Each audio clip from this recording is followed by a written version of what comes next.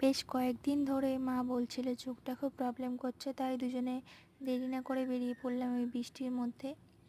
আর এখন আমরা এসেছি বারুইপুর দৃষ্টিকোণে ডক্টরের চেম্বারে। এসে প্রথমেই আগে নাম লিখিয়ে নিয়েছি, তারপরে ওয়েট করছিলাম কখন আমাদের নাম আসবে। তো বেশ কিছুক্ষণ পরে আমাদেরকে ডাকা হলো, আর আমি মাকে নিয়ে ভিতরে গেলাম। তো ভিতরে গিয়ে মাকে প্রথমেই জিজ্ঞাসা করা হয়েছিল কি কি সমস্যা হচ্ছে চোখে।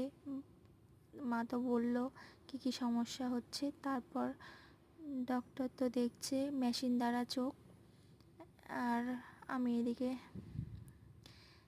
এই যে মা হচ্ছে কি লেটার ঠিকঠাক দেখতে পাচ্ছে কিনা, সামনের লেখা, বড় লেখা, ছোট লেখা, এইসবগুলোই জিজ্ঞাসা করছিল।